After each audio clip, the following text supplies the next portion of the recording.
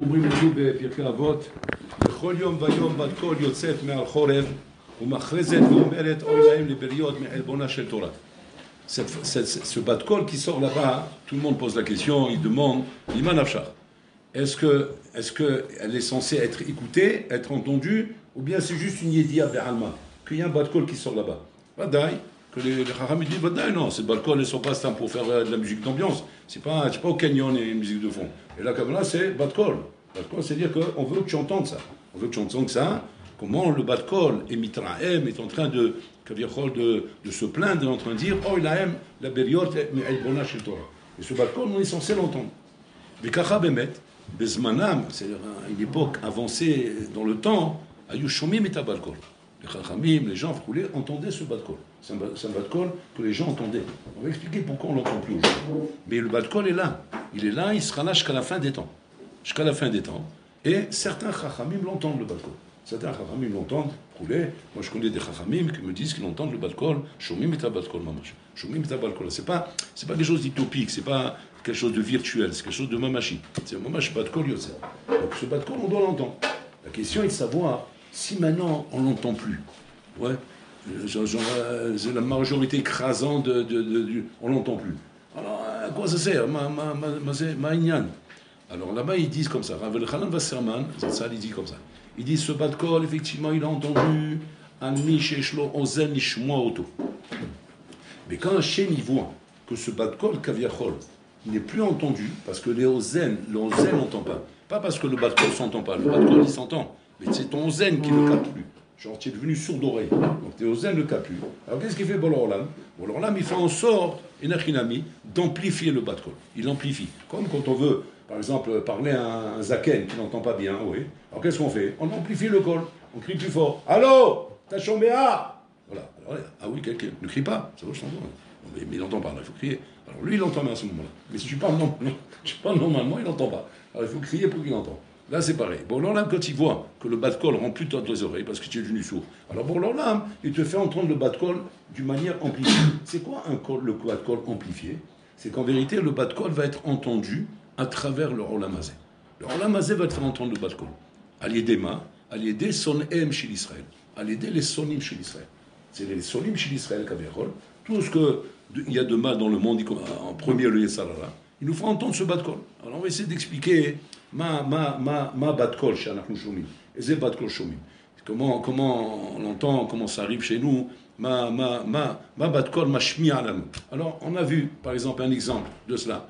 Rav Elchanan Wasserman disait aux gens Atem lo shomim et bat kol me'al chorev, aval tishmeu et bat kol al yedei sonem shel Israël. Comme il leur disait. Si vous n'entendez pas. Qu'est-ce qu'il voulait leur dire? Il voulait dire entendez ce que Hitler est en train de dire. Entendez ce que Hitler est en train de dire. Et il leur a fait entendre, bien sûr, tout ce qu'on avait lu l'autre fois du livre Mein Kampf de Hitler. Comme quoi il disait j'interdis aux juifs de se marier avec des goyotes, j'interdis aux juifs de fréquenter les cinémas et les théâtrons et les trucs comme ça. Ils doivent rester dans leur bateknisiot, ils doivent rester dans leur yeshivot, ils ne doivent pas habiter avec les goïms, ils doivent habiter dans leur ghetto, ils ne doivent pas faire leurs études dans les facultés de l'université, ils doivent faire leurs études dans les yeshivot et dans les trucs. On avait dit à quel cas on croyait que c'est le Rav Esraïm qui parlait, alors que c'est le Rav Esraïm. Mazé signon kazé. C'est quoi ce signon là? Comment ça se fait qu'un goy, un sonné Israël, peut lire des choses comme ça, hein, qui sont pour nous des messages? C'est un message pour nous. Ah ben, il leur explique, Za bat kol shel chorev. Le bat kol shel chorev, c'est quoi? C'est en vérité le bat kol qui se soucie de te prévenir que tu es en train de partir droit vers un platane. C'est ça, c'est le bat kol. On veut te prévenir. On veut te prévenir que tu es en train de te préparer à un accident. C'est comme si que maintenant tu aurais une application dans le web, je ne sais pas si ça existe ou là, ouais, qui te prévient qu'à la vitesse où tu roules, tu vas faire un accident. Bon, je ne sais pas si ça existe encore. Mais ce serait bien, moi, globalement, au moment où ils se rendent compte qu'il y a un problème, là c'est pareil. Là, il y a cette application dans la Briyat HaOlam. Cette application, elle existe là-bas. C'est pour l'Olam, mais la Krilim nous prévient. Vous allez vous prendre un platane. Et Rav Elchanan Wasserman, à son époque, avait déjà prévenu Am Israël, faites attention, il y aura une Shoah. C'est-à-dire, ce bat de col veut nous prévenir qu'il y aura une Shoah. Il aurait parlé de la Shoah, c'est un Roi HaKodesh, extraordinaire. Mais en fait, lui-même, quand on lui disait, vous avez Roi HaKodesh, mais pas du tout, c'est le bat de col. Il faut entendre. On sait entendre maintenant quand quelqu'un est en train de te menacer, ou en train de te faire une menace, de te faire quelque chose de mal. Donc, Fadaï qui devait réagir par rapport à ça. Malheureusement, Am Israël n'a pas réagi. Am Israël n'a pas écouté. n'a pas écouté le Bat-Kol, et il est arrivé ce qu'il est arrivé, la Shoah, les massacres, les Ignani brûlés, tout ça parce qu'en fait, ils n'ont pas réagi au Bat-Kol. Qu'est-ce qu'il fallait faire? Il fallait être mitrazek, se renforcer, comprendre que Boré Olam n'est pas content de ce que vous êtes en train de faire. Il n'est pas content du changement qu'il y a dans Am Israël. Boré Olam, il veut qu'Am Israël reste attaché aux valeurs de la Torah, et que du moment où tu te détaches des valeurs de la Torah, automatiquement tu te mets en danger. Et le Bat-Kol, il vient, oh, il a el bona shel Torah. Vous êtes en train de faire honte à la Torah. Maintenant, que représente cette honte à la Torah? Mazel bona shel Torah. Mazel bona shel Torah. Est-ce que la Torah, elle est mitaleve? Elle avonne la Torah. La Torah est chashuva. La Torah, elle est shlema. Elle n'est pas tlouya. Elle n'est pas tlouya de ta halacha, toi. Comme si maintenant, on dit, le pauvre, tu ne le considères pas. Et comme tu ne considères pas, il vit dans la peine. Il est frustré. Ça, c'est quand tu parlerais d'un pauvre type. Un homme misken qui est handicapé ou qui a des problèmes et qu'il a besoin de ton admiration pour se sentir en valeur. Mais on parle ici de la Torah Kedosha.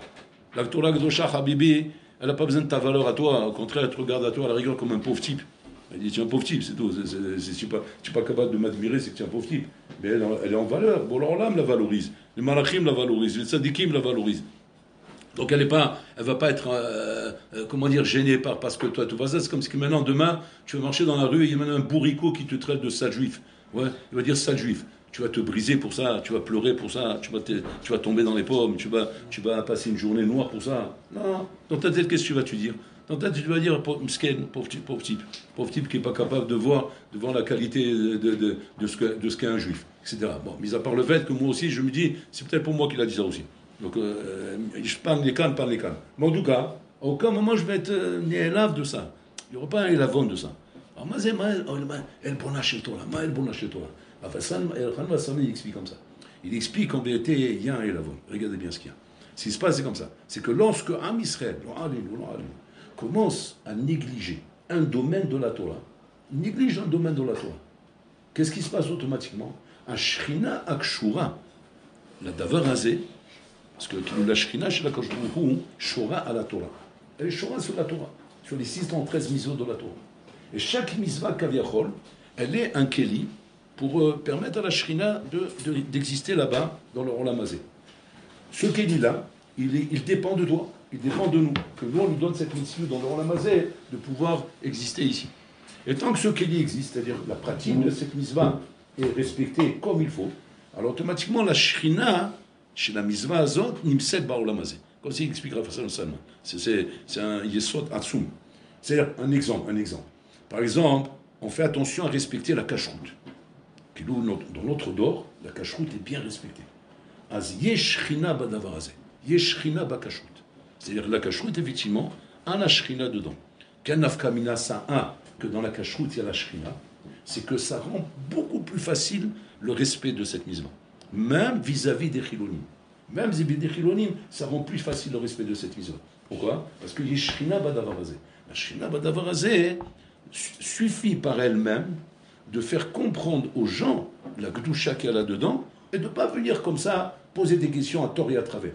On ne comprend pas, c'est quoi cette mitzvah, c'est quoi ces trucs-là, qu'est-ce qu'on veut de nous, comment on nous demande de faire des choses pareilles. Il n'y a pas ça. Pourquoi? Parce que la Shrina. À Mavdil, comme dans le Beth Amikdash, il y avait la Shrina, un juif qui rentrait là-bas, même si on s'imagine qu'il existait des perchés à l'époque. Ouais. Il rentrait dans le Beth Amikdash, le plus chez l'autre. Il dit, tu n'as pas des questions encore à poser, mais je t'ai amené ici pour que tu poses des questions. Pas de questions. Comment il n'y a pas de questions? Tu vois pas ce qui se passe. Comment? Il se passe, d'accord, mais les questions, elles sont là, non? Il n'y a plus de questions.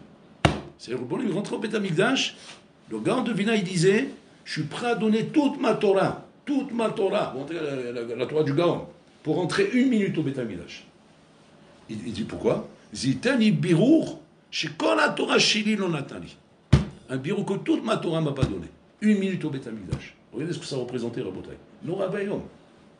Un bonhomme, il rentrait là-bas, rien qu'il entendait le chant des Lévim, la Gdusha des Kohanim, la Avoda des Korbanot, la Shrina qui se trouve là-bas.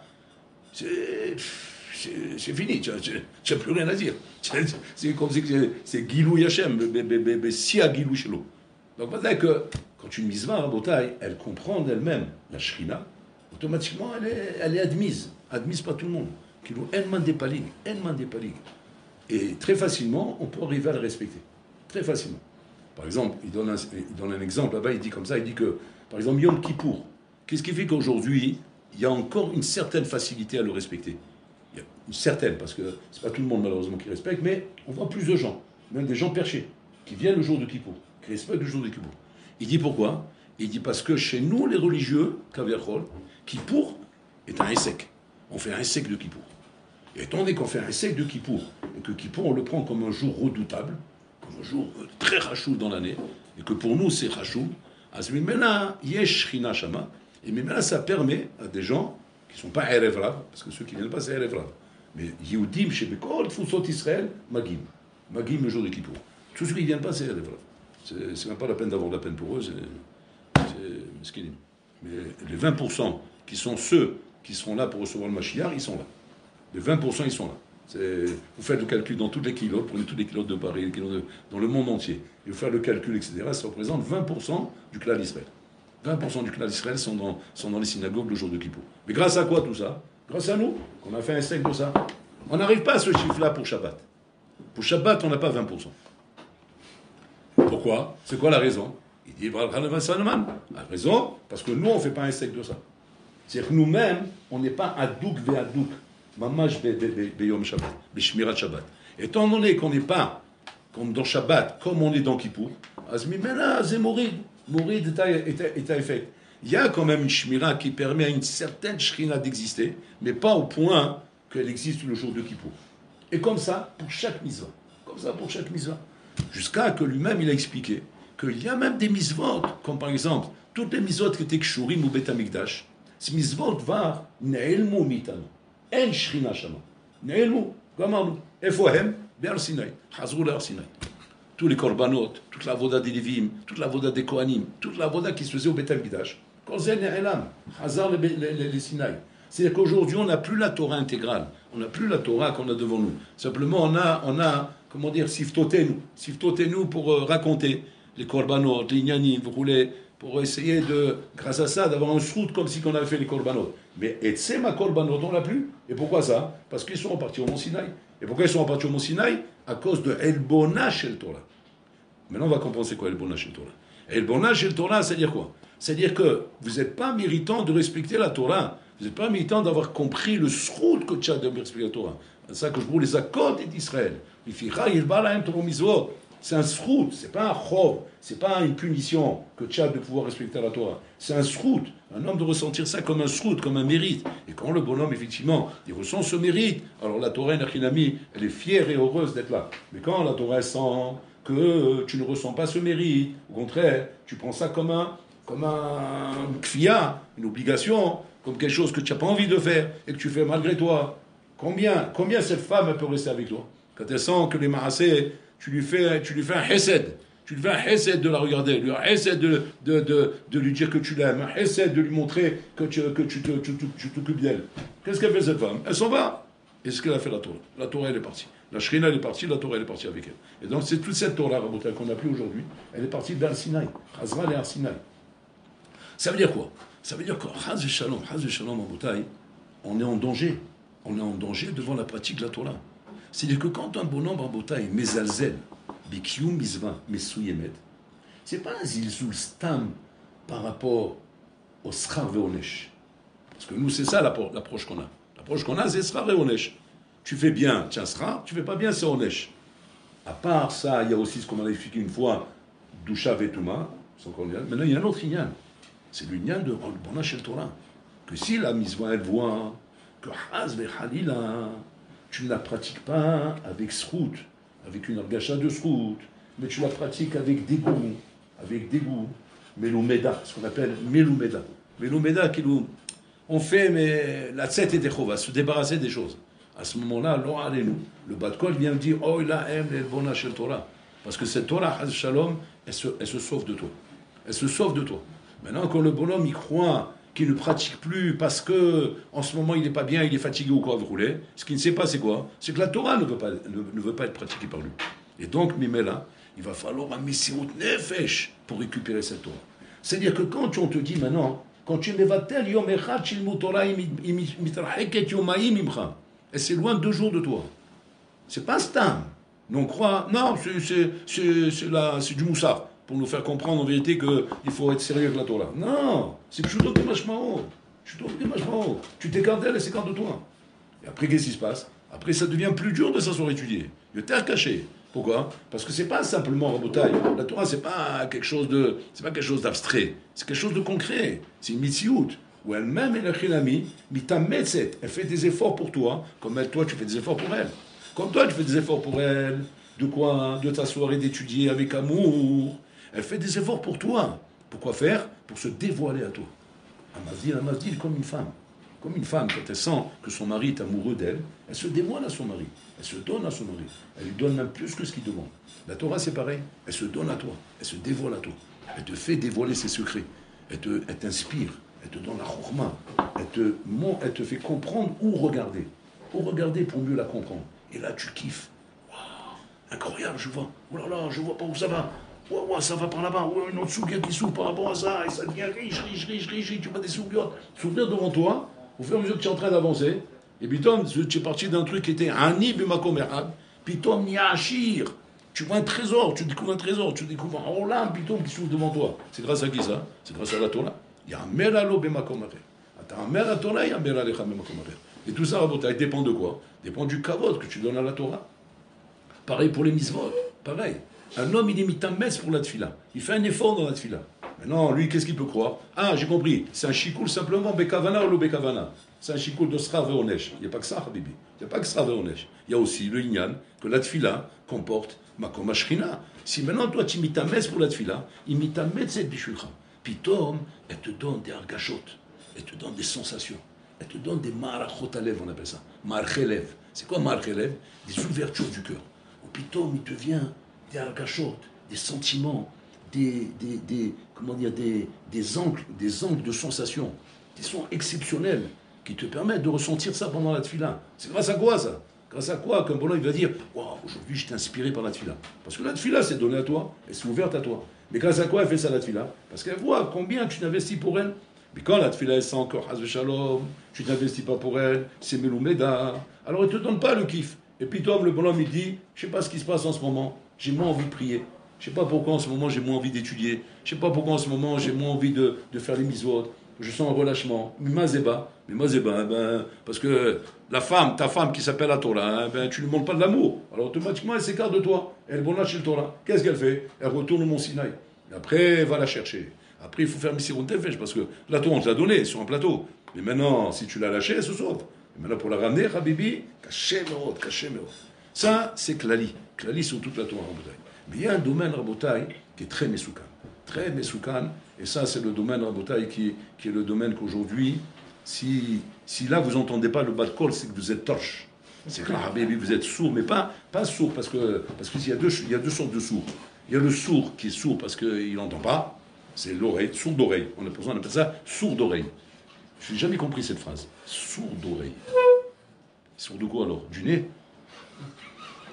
Sourd du bif. Mais c'est sourd, c'est d'oreille. C'est quoi sourd d'oreille? Chaque phrase, elle a son marabotaï. Comment Hachem, il nous met, même dans les phrases des goïms, il nous met des rémazim pour nous aider à comprendre. Il y a sourd d'oreille, il y a sourd de tête.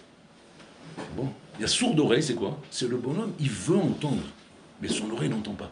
Mais il veut entendre. Et tu as le bonhomme sourd de tête, il ne veut pas entendre. C'est vrai.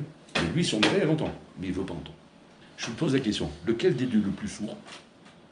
Celui qui est sourd de tête. Celui qui est sourd d'oreille, il veut entendre. Donc il va tout utiliser pour te comprendre. Il dit, crie-moi, fais-moi des gestes, fais quelque chose, exprime quelque chose. Et à la fin, il va te comprendre. Pourquoi? Parce qu'il veut t'écouter. Mais tu as le bonhomme, il est sourd de tête. Il ne veut pas comprendre, il ne veut pas entendre. C'est-à-dire sa tête, elle est bloquée. Celui-là, tu auras beau lui faire toutes les démonstrations du monde, ou l'eau chômée à autre. Ça, c'est Mesoukan, la bouteille. Ça, c'est très Mesoukan. Et ça, c'est le bas de col qui est aujourd'hui. C'est pour ça que je dis que tant que tu es sourd d'oreille, et la preuve c'est que tu n'entends pas le bas de col, c'est pas encore un souci. Pourquoi? Parce que, comme on a dit, comme elle dit Rav Saman, si le bas de col du Mont Sinaï tu n'entends pas, son Israël ils vont te le faire entendre. Mais si jamais tu es sourd de tête, et regardez un peu la sakana qu'il y a aujourd'hui. C'est une sakana, c'est une souga Veda, mais il faut se réveiller de ça parce qu'elle nous fait perdre beaucoup de terrain. Beaucoup de terrain. C'est aujourd'hui ce qui se passe malheureusement, en Rabotaï, avec les mariages mixtes. Hachem a fait comprendre, lorsque les Israël sont sortis d'Égypte, que le Yechous est très rachouf dans la Torah. Très rachouf. À Tkedekar, qu'Hachem a associé son nom, Yudke, à chaque nom de grande famille en Israël. Zerach, Izrachi, etc. Reuven, comme ce qu'il a fait avec chaque tribu. Pour montrer quoi? Pour montrer, Hachem a montré par là une réponse aux Goïm qui venaient, mamash beta'anot, en disant pourquoi tu leur donnes la Torah à eux et pas à nous? Ils faisaient en ta'anot. Et bon, alors là, il leur a répondu t'as vu le Sefer Yechous? Donnez-moi vos Sefer Yechous. Montrez-moi que vos enfants sont vos enfants et que tu es capable de me dire que tu descends de telle génération. Montrez-moi ça. Ils ne sont pas capables. Pourquoi ils ne sont pas capables en Rabotaï? Parce qu'il n'y a pas d'Yechous. Il n'y a pas d'Yechous. C'est l'adultère, c'est unanime. Chaque enfant, tu ne sais même pas s'il est à lui, s'il n'est pas à lui. Le bon homme, il ne sait pas où il est, le bon. Il ne sait pas où il habite. Par contre, dans la Torah, alors que les Israélites étaient en Égypte, bon, là, on a témoigné par cette paracha chez Beni Israël Rabotaï Miyuchasim. Il dit voilà pourquoi il mérite la Torah. Donc on voit ici en Rabotaï qu'une des conditions pour avoir la Torah, c'est d'être Miyuchas. Que sans Torah, tu n'es pas Miyuchas. Et si tu as, sans Yechous, tu n'as pas Torah. Parce que toute la Torah dépend du Yechous. C'est quoi avoir l'Yechous Rabotaï? C'est pas shoot. Rester entre juifs. Betor Yehudim. Velo litarev imagoïm. Aujourd'hui, Rabotaï, nous sommes dans un dor, l'on allez nous. On n'est pas c'est pas un problème minoritaire, c'est un problème de majorité. Il y a un hommage, comment dire, énormément de ménages mixtes, Rabotaï. Ça devient des pourcentages très effrayants, très effrayants. On ne parle pas de 20%, de 30%, de 40%, de 50%, on parle déjà de plus de 50%. On est déjà à 60-70%.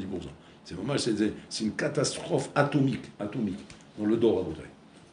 Le problème, c'est de savoir, ma shoresh la davarazé. Parce que le souci, Rabotaï, c'est pas ce qui arrive. Ce qui arrive, c'est un souci. Ce qui arrive, c'est une catastrophe. Mais la shéla est de savoir maintenant, ma shoresh la davarazé. Parce que c'est pas le tout de dire, bon, moi je me marie pas avec une goya, alors automatiquement il s'altit nafshi. Non, attention. Parce que c'est d'arriver à se marier avec une goya. C'est pas comme ça que c'est arrivé. Le Yitzhara, il n'a pas, pitom, il s'est levé un matin, il a dit, marie avec une goya. Non. C'est qu'il faut savoir maintenant, est-ce qu'il n'y a pas chez toi, haz le khalila, le shoresh de ce qui peut t'amener là-bas? Ma nafkamina. Nafkamina, pas forcément parce que toi tu vas te marier avec une goya, mais simplement parce que tu vas, pas toi, pas tes enfants peut-être, pas tes petits-enfants peut-être, mais peut-être tes arrière-petits-enfants. Nora Bayom. Et d'où ça vient? D'une mauvaise graine qu'il y a chez toi. Cette graine commence à un moment donné chez quelqu'un. Et à la fin, elle aboutit quelque part. Le Yitzhara Rabotaï, il ne travaille jamais en frontal. Il met les graines d'abord. Une fois que la graine elle a poussé, paf, puis toi tu la prends en pleine terre. Comme s'il a poussé une graine en plein dans ton salon, tu t'es pas rendu compte. Puis toi, un jour, il a poussé un baobab en plein milieu du salon. Va l'enlever ce baobab maintenant, il faut casser toute la maison. Mais le problème c'est quoi? Le problème c'est pas le fait qu'il y a un baobab maintenant. Va dire qu'il faut l'enlever, va dire qu'il faut faire quelque chose. Le problème c'est que comment il est arrivé là? Et comment il arrive là? Pas chou, c'est la graine, c'est la graine. On dit que Moshe Rabbeinu, lorsque les Bnei Israël ils ont fait la faute du veau d'or, Moshe Rabbeinu il est venu crier à Hachem en disant Lama yechera Hachem be'amecha. Il appelle be'amecha. Regardez le mot qu'il dit Hachem ici. C'est ton peuple. Qu'est-ce qu'il met en avant Moshe Rabbeinu? Il met en avant c'est ton peuple qui a un yechous. Rien que pour ça tu dois leur pardonner. Et Boloram il a pardonné pour ça. On voit de là que Hachem est sensible au yechous. C'est-à-dire qu'est-ce qui permet à Hachem de dire je pardonne à mon peuple. J'accepte qu'ils fassent chouva parce qu'ils sont miyuchasim. Miyuchasim, c'est-à-dire quoi? Il n'y a pas de mélange. Il n'y a pas de mélange avec les goïms. Pourquoi? C'est mon peuple. Donc c'est mon peuple, et Nachilami, je l'accepte comme il est. Mais si maintenant, Chaz et Shalom, tu ne peux plus dire Amecha, où est-ce qu'on a vu ça? Au moment de Ezra Sofer. Que Ezra Sofer, Rabotaï, il a dû faire Asara Yochassim, qui est de la Lot Eres Israël. Pour pouvoir, mamash, remplir Israël de quoi? Mamash de Mishpachot, Miyuchasot, quand ils sont venus de Babel. Mais là, quand Ezra Sofer, il a vu le Khorban qu'il y a eu, et que le Alenu, les Juifs commençaient à se marier des goyotes. Ils commençaient à se marier des goyotes. À cette époque-là, regardez, Nora Bayom. À ce moment-là, qu'est-ce qu'il a dit à Ezra Sofer? Qu'est-ce qu'il dit là-bas? Boshti venichlamti. Boshti venichlamti. J'ai honte et je suis indigné. Pourquoi? Parce qu'il ne peut pas prier comme Moshe Rabbeinu l'a prié. Il ne peut pas dire Amecha. Et comme il ne peut pas dire Amecha, Boshti venichlamti. L'Alenu, Rabotaï. Ça, c'est la chose la plus grave qui peut arriver dans le dos. La plus grave qui peut arriver dans le dos. Ad Kedeka. Que même la Shoah avec Hitler, même tout ce qu'il a pu faire là-bas en Rabotaï, Kaviachol, c'est dur de dire ça, mais c'est rien par rapport au mariage mixte. Le mariage mixte, ça veut dire que tu te maries avec une Goya, c'est fini. L'enfant, il est goy. Il n'y a plus rien derrière toi. C'est-à-dire qu'il n'y a plus de suite, il n'y a plus de améra, il n'y a plus rien derrière ça. La Sheila, c'est pas ça. Ok, c'est une catastrophe atomique, c'est Gog ou Magog, c'est tout ce que tu veux, c'est le Khorban. Ça, c'est le Khorban, pire que le Khorban Beth Amikdash. Parce que s'il y a le Khorban Beth Amikdash, qui nous a fait perdre la Torah et les misères de Rabotai, là, il y a le Khorban, le Rabotai du peuple qui est en train de demander que le Beth Amikdash soit reconstruit. Mais bon, on me dit, reconstruire le Beth Amikdash, pour qui? Pour qui il n'y a plus de peuple? Pour qui je reconstruis le Beth Amikdash? Et ça, Rabotai, c'est un souci. Maintenant, le souci, il faut savoir d'où il vient. D'où il vient le souci? Pourquoi? Qu'un nafkamine. Tu dis, celui qui fait ça, il fait ça. Celui qui fait pas ça, il fait pas ça. Non, parce qu'il y a une raison à ça. Il y a une raison à ça. Razonich, il avait dit ça une fois en route. Il avait dit comme ça. Il avait dit que toute la faute, c'est la faute des Bnei Torah. La faute, elle est chez nous, en Bretagne. Parce que, comme on a expliqué tout à l'heure, comme on a fait un essai du Yom Kippour, alors même les Chilonim, ils respectent. Si on avait fait ce même essai que Shabbat, même les Chilonim, ils auraient respecté. Donc avant de crier quand tu vois une voiture passer, Shabbat, c'est juste des cailloux, ouais, titrazek, shmirat Shabbat shelcha. Sois mitrazek dans un shmirat Shabbat à toi, et tu verras comment ça va se passer. Qu'est-ce qui s'est passé, Rabotai, quand les Bnei Israël, Rabotai, ils ont fauté avec les filles de Midian? Makara Shabbat. Ils ont commencé à rentrer avec les goïms, Rabotai. C'est marqué là-bas, Vayu bochim bepetach oalem. Ils pleuraient dans le pétard de l'Ohalim. Nora Vayom, ils pleuraient, c'est marqué. Regarde le Targum là-bas, qu'est-ce qu'il est Targum? Il va être métargem, pleurer en araméen. Non, il ne dit pas ça là-bas. Là-bas, il dit, il lisait Kriyat Shema. Il est métargem boré, il lisait Kriyat Shema. D'accord, il ne sait plus traduire, quoi. C'est une chose, et pleurer, c'est autre chose. Regardez ce qu'il dit. En fait, là-bas, il est Mefarech Zamaratsu. Là-bas, il est en train d'être Mefarech de dire quoi? De dire que il lisait Kriyat Shema, pourquoi? Alors qu'ils n'ont pas voté, hein. Ceux qui pleuraient, ce n'est pas ceux qui ont voté. Ceux qui pleuraient, c'est ceux qui n'ont pas voté. Ceux qui ont voté, ils sont en train de faire la java là-bas. Ils ne pleurent pas. Mais celui qui a voté, il ne pleurait pas. Celui qui n'a pas voté, il pleurait. Mais qu'est-ce qu'il pleurait? Il disait Kriyat Shema. Pourquoi? Parce qu'il se culpabilisait de dire que notre schéma Israël n'est pas bien fait. Et c'est pour ça qu'ils sont tombés avec les Bénot Midian. Regardez le Heshbon Hanefesh. Heshbon Hanefesh qui faisait, qui était un Heshbon Atsoum Rabotai, de se rendre compte où est le problème. Le problème, il est dans mon Kriyat Shema. Le problème, il est dans ma Kabbalah Torah Malchut Shamayim. C'est-à-dire qu'on ne peut pas, Rabotai, se dire simplement Shalom Yeli, je me frotte les mains, moi j'ai pas de problème de toute façon, moi je suis Shomer Shabbat, moi je fais ça, moi je fais ça, moi je fais ça. Comme je me rappelle une fois, Rabbi Eliezer Ben David Abnei Brak, Eliezer Ben David c'était un grand Bal Moussa. Il avait fait un shiur Moussar le soir de Tisha B'Av, à Bnei Brak, ils avaient mis des baffes, comme ça, des trucs pour entendre, dans tout Bnei Brak. Incroyable. C'est tu entends de la sira du Rav dans toute la ville. C'est où tu étais, tu entendais sa sira. C'est impressionnant, Rabotai. On voit ça. Les gens étaient assis dans les rues, etc. C'était vraiment un chizouk ansou. Et là-bas, il a dit un truc là-bas. Là-bas, il a dit comme ça.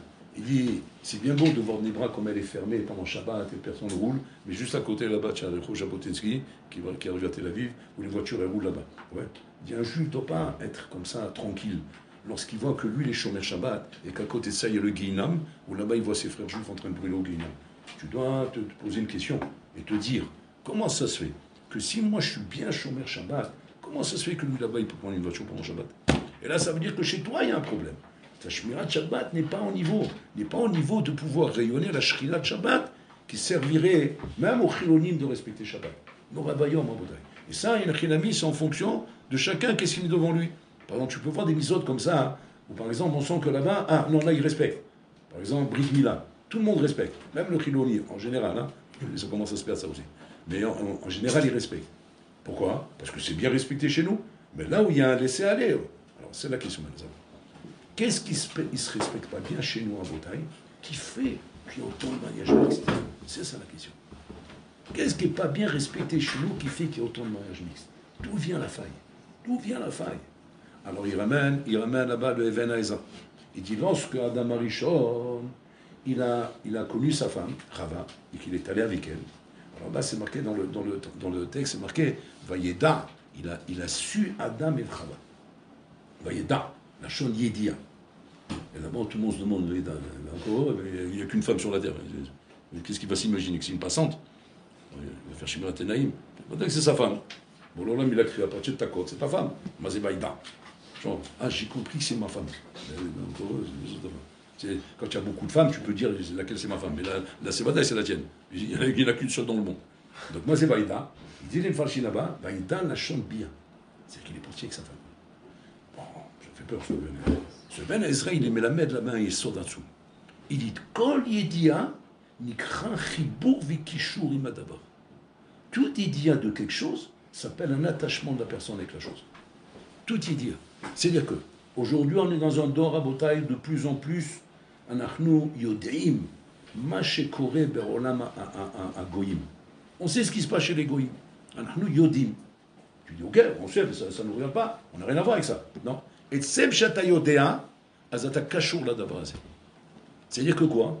Inconsciemment, et ça, chacun il fait son hajbon dans les fèches à partir de là, inconsciemment, tu rentres en acceptation avec la chose. Qui nous, c'est moins choquant. C'est de moins en moins choquant. Comme c'est de moins en moins choquant de voir des voitures rouler Shabbat, tu ne peux pas t'évanouir quand tu vas aux voitures Shabbat. Non, tu ne t'évanouis pas. Et pourquoi tu ne t'évanouis pas? C'est dans les mœurs. C'est tellement dans les mœurs que tu pourrais même trouver ça déplacé d'aller crier sur un bonhomme qui est Mechal Shabbat. Tu pourrais trouver même ça. Alors qu'en vérité, tu dois crier Shabbat. Mais tu ne dois pas crier sur le bonhomme, tu dois crier sur toi. C'est-à-dire que, on dit que sur l'amour de sa mère, lui, d'où c'est venu qu'il crie Shabbat, mais ils n'ont rien compris, les pauvres. C'est venu du fait que, une fois, le don de sa mère est passé, il a vu une voiture rouler Shabbat, il s'est dit, Shabbat, comme ça il avait. Alors les Chassidim, ils ont compris qu'il faut crier. Bon, il dit, parce qu'il est vieux, il n'arrive pas à crier, le pauvre. Alors nous, on va crier, Shabbat, et après les cailloux, après slash. Bon, ils ont rien compris. Quand ils ont demandé à Admour, c'est grâce à vous qu'ils crient comme ça. Il dit quoi? Chez Mishmon, mais c'est pas ça que je veux dire. Moi, quand je crie, c'est pas pour eux, c'est pour moi. Je crie pour moi. Je suis mourir et tatsmi. Shabbat. C'est qu'est-ce que tu as fait? Que tu n'as pas été chômeur Shabbat comme il faut pour que ce juif il peut rouler Shabbat là-bas. C'est ça, Botan. Je m'en ai fait ce que je fais sur moi. Qu'est-ce que j'ai fait de mal pour que des juifs se marient avec des goyotes? Et la main, Yada, Yodea, Azé Yodea. C'est-à-dire que je conçois, j'admets de plus en plus ce qui se passe à Botaïdour. De plus en plus, j'admets. Je suis de moins en moins révolté. À quel écart que j'ai très souvent du mal, Rabotaï, à pouvoir comprendre les positions de la Torah, les positions de Chazal. J'ai tendance très souvent à dire, c'est un peu extrémiste, ça. C'est un peu kitsoni, cette chose-là. Il faut peut-être présenter ça d'une manière un peu plus gentille. Et aujourd'hui, de plus en plus, malheureusement, on est obligé de le faire. Mais c'est malheureux. De plus en plus, tu vois les conférenciers aujourd'hui expliquer des interdictions de la Torah avec énormément de philosophie pour rendre écoutable la chose, pour la rendre supportable. Parce que sinon, on ne peut pas supporter. Alors, pour rendre supportable la chose, on va expliquer les choses en rentrant énormément de philosophie, énormément de les matek et adavar, les matek et adinim. On va adoucir la chose. D'un côté, on n'a pas le choix. Pourquoi? Parce qu'on a des fonciers du cerveau en face. Donc, je suis obligé de leur expliquer que bientôt on va être obligé d'expliquer psychologiquement pourquoi il ne faut pas tuer. Psychologiquement, pourquoi il ne faut pas violer. Parce que ça rentre dans les mœurs de plus en plus. Il y a de d'écart, que c'est presque normal de tuer. Il m'a énervé, j'ai tiré une balle, c'est tout. Mais il ne m'énerve pas la prochaine fois. Ouais. C'est tellement entré dans les mœurs que toi, maintenant, il va falloir que tu rentres dans une explication à Tsuma pour expliquer au bonhomme. Alors, va expliquer maintenant le Rotser Beshogeg. Que genre que le Karov, il a le droit de le tuer, sinon il a intérêt à se sauver dans une limite. Va expliquer une souga comme ça. Oh, ouais, il va falloir faire 4 heures de philosophie pour faire comprendre le problème qu'il y a ici. Va expliquer le Ben Sorer au Moré. Que celui-là, condamné à mort, on le lapide, avant qu'il ait 13 ans et un jour. Pourquoi? Shamut Haya Vela Muzakai. Qu'est-ce qu'ils vont te dire tous?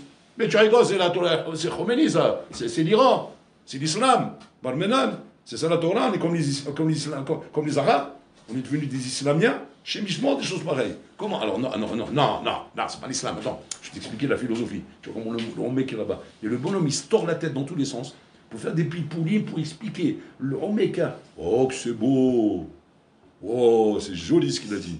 C'est joli, c'est magnifique. C'est-à-dire, en fait, qu'est-ce qu'il a aimé? La philosophie, mais la misma, il a toujours pas digéré. Mais la philosophie, il a aimé. Mais ça, c'est Hamour. C'est Hamour à Botaï.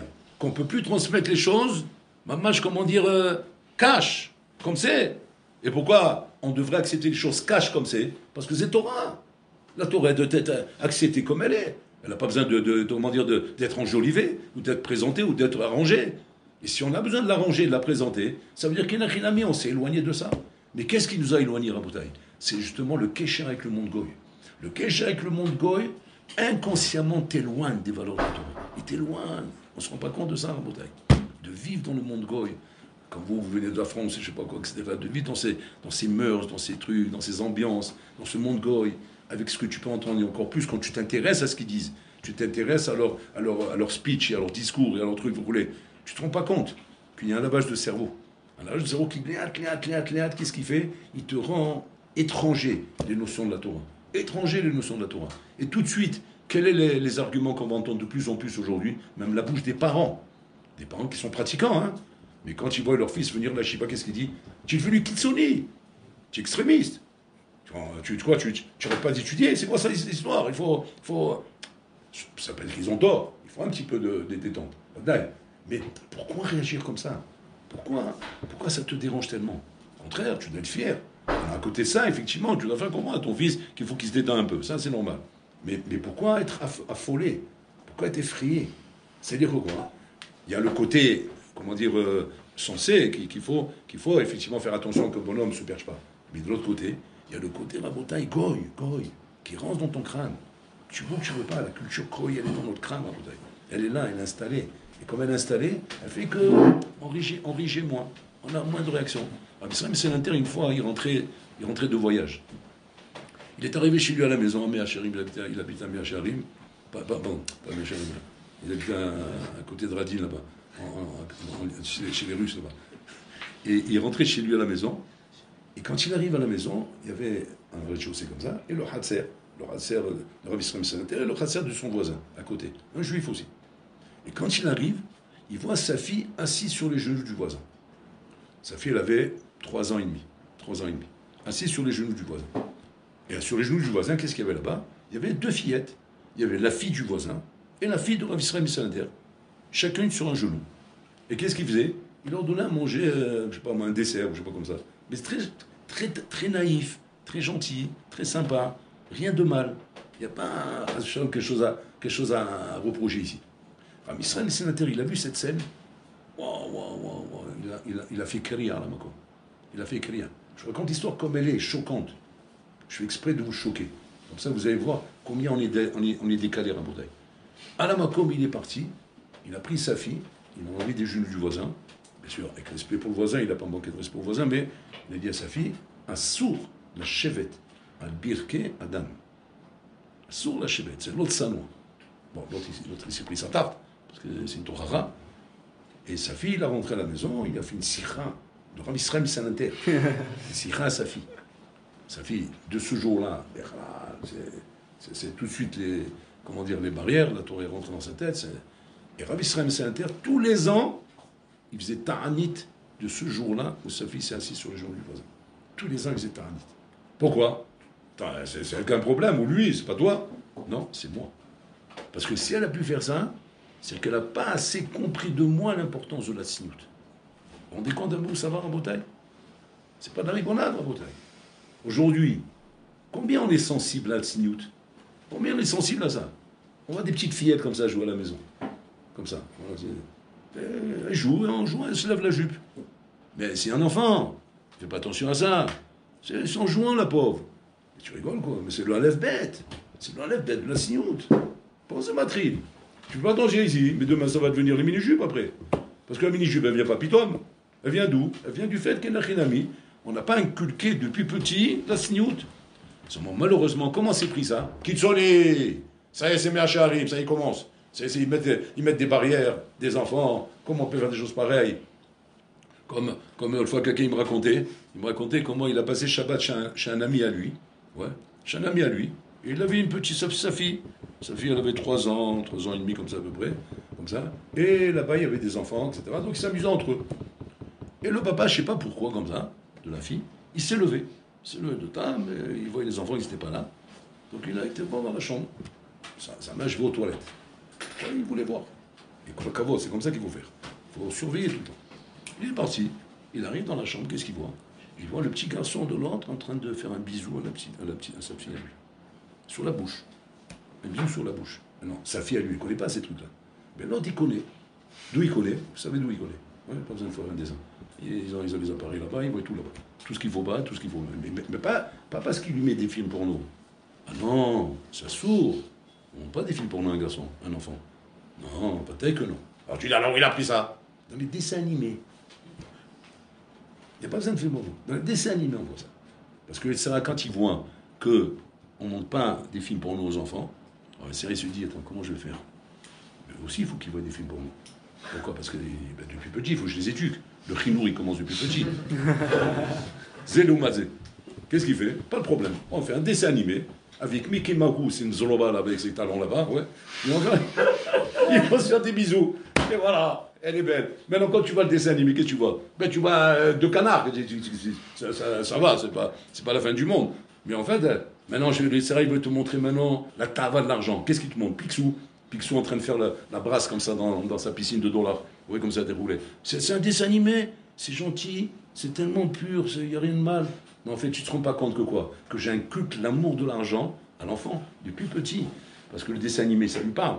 Parce que l'enfant, au contraire, quand tu montres des adultes, ils lui font peur. Donc les adultes, il fait peur, tu vas tel qu'il va. Mais pendant le dessin animé, ils ont tous ce sourire. Vous avez remarqué? Même les tigres, ils en font avec des sourires, les léopards avec des sourires. Et tout ça, c'est des coups de JSR. Pourquoi? Pour pouvoir passer les messages. Parce que si tu lui demandes des trucs qui lui font peur, l'enfant, il va se protéger. Mais là, il faut le mettre en confiance. Que tout est bien, tout va bien. Donc vous mettez même les mauvaises choses, elles sont sympathiques dans la vie. Même les trucs, on te les fait sourire pour ne pas que tu aies peur de tout ça. Et là, je te ronde le venin, le poison. Et comme ça, il a vu sa fille en train de rembrasser l'autre. À la Macom, il a amené sa fille comme ça par la main. Bon, heureusement, le bonhomme, c'était un bonhomme émette. Moi, j'aime beaucoup ce bonhomme. Et il n'a pas eu peur et honte de dire devant tout le monde, faites attention à votre garçon, hein, regardez, il est en train de faire un bisou à ma fille. S'il n'a pas... Maintenant, tu as le bonhomme, comment dire, c'est le petit français comme ça, genre honteux, il n'ose pas. Il n'ose pas faire des remarques. Alors il se sur la table comme ça, il ne dit rien. Ça va, tout va bien? Oui, non, tout va bien, tout va bien. Il n'ose pas dire ce qui ne va pas. Il faut être israélien un petit peu. C'est quoi israélien? Kalash. Elle me le bras de ton fils, Israël, ce qu'il a fait avec ma fille. Hein? Dis-moi, où on est là? On vient passer Shabbat tranquillement et regarde ce qui se passe là-bas dans la chambre d'à côté. Ah, maintenant, le porno là-bas à côté, et nous on est en train de faire les pièces Shabbat, et là-bas c'est le Gog Magog, c'est le veau d'or là-bas. Tu rigoles ou quoi? On va comme ça, oh, Adoni. C'est comme ça qu'il faut. C'est exagéré, Rabotaille. Mais c'est comme ça que tu mets des barrières. Comme ça, les gens ils comprennent qu'avec toi, ou on ne t'invite pas, au moins on sait, parce qu'avec toi on sait que ça va mal terminer, ou bien on fait attention. Mais au moins, qu'est-ce que tu as réussi à faire avec ça? Tu as réussi à mettre des barrières. Et tes enfants, ils comprennent la musique depuis petit. Mais pas le genre, on dit rien, on fait comme si c'est bien. Et peu à peu, dans ce jeu dis rien, tu fais rentrer les mœurs dans la tête des enfants. Tu fais montrer, genre, on ne crie pas. Comme une fois, un enfant, il est allé chez Rav Yaakov Zon. Cet enfant, Rabota, il a lâché la Torah complètement. Et quand il y a Rav Yaakov Zon, qui était le maître du Chinour à mon époque, c'était le maître. Mavdil Mozart, c'est Mozart, c'est le maître du piano, c'est le maître du chinois. Il a reçu l'enfant. L'enfant, il avait 16-17 ans, mais complètement fraille. Mais Hiloni, Habibi, il fait le coucou, les boucles d'oreilles, la belle, quoi, un phénomène. Un martien, quoi. Tu vois même plus le Bénin, c'est un martien. Alors avec Ozen, il s'assoit avec lui, là, c'est bon, il a écouté les parents, etc., mais il s'assoit avec lui. Parce que les parents, tu vois, les parents, Kodesh Kodashim, les pères, tu vois, Moshe Rabbeinu, tu vois là, tu vois le phénomène rentrer derrière, tu me dis d'où ils sont celui-là. C'est une erreur, non? Il y a une erreur de casting, là, c'est pas possible. Il n'a pas de rapport avec eux. Non, ben c'est leur fils. C'est leur fils, celui-là. Mais comment il est devenu comme ça? Il s'assoit avec l'enfant. Il dit à l'enfant, regarde, je n'ai pas dit que tu me racontes toute ton histoire, je veux pas te faire de la peine et du mal. Je sais que tu auras mal de me raconter tout ça. Je veux que tu me racontes et que tu essayes de m'expliquer. Et la question qu'il a posée. Moi, j'ai appris de là parce que je ne me suis jamais dit qu'on peut poser une question comme ça à un enfant. Je veux que tu essayes de m'expliquer le shoresh de ce qui t'a amené là-bas. L'enfant, il regarde comme ça le Rav. Maintenant, quand vous entendez le Rav poser une question comme ça, qu'est-ce que tu te dis tout de suite? Qu'est-ce que tu veux de lui? Qu'est-ce que tu lui demandes? Comment il va savoir te dire le shoresh? Comment il va savoir te dire le shoresh? C'est trop compliqué comme question. Tout de suite, on se dit ça, c'est compliqué, non? L'enfant, il est torqué des dibours. Quart de tour. Shlaf. Shalaf et tatirous. Le Rabbi dit Chazakoua. Bouh. Qu'est-ce qu'il a dit au Rav? Écoutez ce qu'il a dit au Rav. Il dit ça s'est passé. Il explique le shoresh. Hein. Le shoresh, ça ne veut pas dire que de là, il est devenu faire le bozambo comme ça, avec les bouts d'oreilles. Après, il y a eu un talir. Ça a pris des années pour qu'il arrive là. Mais lui, maintenant, il explique le shoresh. C'est-à-dire, en fait, il fait la thérapie dans son crâne de la chose qui a été le détonateur de tout ça. C'est des dizaines d'années, hein. Le détonateur de ça. Il dit, c'était un Shabbat, je me rappelle. J'avais 6 ans. 6 ans. Regardez comment, paf, comme ça marqué dans le crâne. Il dit, ce Shabbat-là, je me rappelle comme ça. J'avais allumé la lumière, ouais, sans faire exprès. Et mon papa, à ce moment-là, il m'a regardé, il m'a dit, Shabbos. Comme ça, il m'a fait. Il m'a fait comme ça, Shabbos. Bon, j'ai compris que j'ai mal fait. Et qu'il ne faut pas allumer la lumière Shabbat.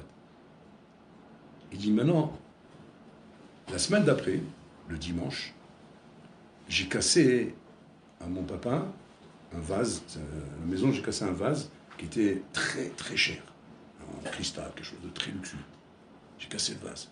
Et là, Habibi, ça a été ma fête. Gog ou Magog. Mon père et ma mère, ils sont tombés sur moi. C'était... J'ai dit, ça naisse que je suis encore vivant, comme ça dit. J'avais 6 ans. Il dit, là, j'ai compris tout de suite. Shabbat, c'est FS. Bon, l'argent, c'est tout. Voilà. Depuis 6 ans, c'est ça qu'il y a dans mon crâne. Donc, à partir de là, tout ce qui me transmettait mon père et ma mère, ouais, à la Makom, a été Mevatel, etc. C'est aucun crédit. Je décréditais à la Makom. C'est-à-dire, je validais rien. Je validais rien, j'invalidais tout. C'est du bluff, c'est du mytho. C'est pas ce qu'il me raconte. C'est que tu vois de la rabotaille, que tout commence par une graine. Tout commence comme une graine. Si tu ne transmets pas les valeurs comme il faut à tes enfants, à ton entourage, à ce que toi tu vis, mais les valeurs comme il faut de la Torah, c'est le bat-kol, el bonash el Torah. La Torah dit, tu me fais honte. Comment d'un côté, il y a Shabbat d'un côté ça, et tu réagis comme ça. Comment tu veux bichlal grandir une famille comme ça? Comment tu veux qu'il n'y ait pas des noshrim? Comment tu veux qu'il n'y ait pas des bonhommes qui abandonnent la Torah? Comment tu veux qu'il n'y ait pas des bonhommes qui aillent et Sarah de vouloir courir derrière l'argent? Parce qu'il voit que ça chez lui. C'est ma chouret. Maintenant, quand toi tu lui parles de Torah, tu le fais rigoler à l'enfant. Parce qu'il écoute, il respecte, il est petit encore. Mais à un moment donné, paf, il explose la bouteille. Tout est là. Tout est là. Tu dois avoir une cohérence. Pas simplement d'étudier, de faire les mitzvot, d'accomplir tout. Parce que de faire tout ça, c'est bien. Le baya, c'est quoi? C'est que quand tu auras des enfants, là, à ce moment-là, le scanner, il commence. Parce que tant que tu n'as pas d'enfant, tu es avec toi-même, il n'y a pas de scanner, tu ne passes pas à la radio. Donc à ce moment-là, il peut se passer plein de choses pourries en toi, mais que tu ne les vois pas. Parce qu'a priori, tu pratiques. Mais quand les enfants, Habibi, l'enfant, c'est un scanner. Et l'enfant, à ce moment-là, il passe son temps à observer. Parce que jusqu'à un certain âge, pour l'enfant, tu es Superman. C'est toi le sadique, c'est toi le plus grand, c'est son exemple, c'est son image. Mais si l'image de référence qu'il a, qui est son père et sa mère, le déçoit et qu'il invalide, après c'est chez Mishmor. Après c'est chez Mishmor. Et c'est ce qui se passe aujourd'hui. Nous, combien de responsabilités on a d'avoir une famille, des enfants, de couler. Combien on doit faire attention. Et ça se voit depuis maintenant, vous êtes pas horrible. Parce que c'est depuis maintenant que le travail doit se faire dans ton esprit, dans ton crâne, de savoir quelle responsabilité on a dans la vie. Parce qu'on est content d'amener des petits bébés. C'est beau tout ça, c'est mignon. Mais ça, c'est des neshama. C'est une neshama dans un petit vieux corps comme ça, mais c'est une neshama. Tu ne veux pas savoir qui c'est dedans. C'est un tonceau qui est là-bas, on va savoir. Il va s'arracher les cheveux avec toi, il va lui dire fou. Il va dire, qu'est-ce qu'il m'a pris celui-là? Tu ne veux pas savoir. Et quand tu es en train maintenant de faire n'importe quoi, il va voir. C'est-à-dire que ce que tu pouvais te permettre encore, entre guillemets, hein, il ne faut pas. Avant d'être marié, là-bas, c'est Habib, là-bas, tu passes au scanner par un petit bout de chou comme ça. Zarbot, 3 pommes, il te passe au scanner. Il t'observe. Et là, c'est une bombe à retardement que tu es en train de fabriquer avec tes propres mains. Avec tes propres mains. On n'arrive pas à tellement de khorban aujourd'hui en bouteille. À tellement de khorban, si ce n'est pas que nous-mêmes, on a un problème avec la pratique de notre Torah. La pratique de notre Torah, elle n'est pas... Tu ne veux pas t'étonner que demain il y a Khilami, tu te mets à table, ouais, tu passes le temps à manger, à boire, et les kiffs, et l'alcool, les nianim. On est que Shabbat, Zahma, on est que Shabbat. Il n'y a pas d'ivret Torah, il n'y a pas de chant, il n'y a pas de hidour dans la table du Shabbat. Rafrakin il disait comme ça, je me rappelle une fois, il avait une sikha aux Avrichim, il leur a dit Tasud dvar Torah, la tset yede chovat adak shishtecha aspalecha. Rafrakin. Fin dvar Torah qui soit capable d'être yotse yede chova du poisson meoudar que ta femme t'a fait. Ta femme, elle a fait son devoir. Elle t'a fait un poisson meoudar, elle t'a fait un poisson de Shabbat. Waouh, si je ne fais pas attention, je peux manger mon doigt avec. Tellement qu'il est bon. Mais attention, Habib, maintenant le Dvar Torah, ta femme est t'attend. À toi de jouer maintenant. Moi j'ai joué bien. J'étais un chef. Maintenant à toi de jouer. Et si maintenant toi tu fais Dvar Torah, Vayomer Moshe Gematria 510. Tu sais ce que tu as fait avec ta femme? Qu'est-ce que tu as fait avec ta femme, avec tes enfants coulés? Tu les as écœurés. Et voilà, c'est un halouf. En fait, c'est un halouf. Ça disait en Torah, ouais, tout du mytho. Il y a rien qui se remplit de ventre. Il a mangé, fait le halouf, le poisson. Il a bu la nisette, il a bu la vodka, il a bu il est moitié sous déjà. Mais il est normal, mais en fait, je vois qu'il est déjà comme ça. Békochi il chante parce qu'en fait, il a sommeil, il veut dormir. Et Békochi, va ton là, Békochi. Et la maman, la pauvre, elle se tue à côté pour faire des belles chalotes, pour faire un beau repas. Elle lui présente des tables magnifiques, vous voulez. Et il est même pas de compliments, même pas de choses, même pas de. Il donne même pas de rachivot, tout ça. Non, allez, non, c'est Khorban. C'est un Khorban. Et ça, il ne faut pas s'imaginer qu'on le voit chez les crimes là-bas. On n'en prend plus là-bas. Rien ne va plus là-bas. Rien ne va plus. Là-bas, on n'est plus dans cette année. Là-bas, c'est un autre concept. Là-bas, c'est une autre planète. C'est la planète Mars. Moi, je pense sur la planète Terre. La planète Terre. Mais le problème, c'est quoi? C'est qu'il y a un décalage. Les décalages, Rabota, il n'est pas à prendre en considération uniquement que par rapport à des Inyanim Gvoim. Parce que nous, quand on sort de la Yeshiva, on est sur des Inyanim Gvoim. On est sur des choses très hautes, sur les sphirotes de Mars et de Hatzilut, et des kavanot profondes.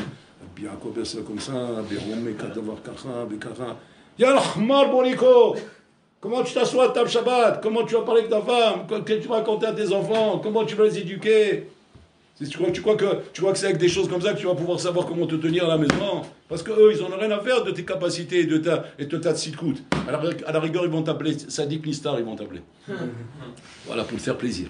C'est le dernier kivud d'Avaim qu'ils pourront te faire. Notre père, c'est un Sadik Nistar. Parce qu'en fait, on ne voyait rien. Il était très caché. C'est un champion. C'est Sadik Nistar, il faut qu'il prenne des cours chez lui, en fait. Parce que t'es un tellement tôt que lui, il était Nistar. Et ça, Habibi, ça c'est le Khorban de l'Odo.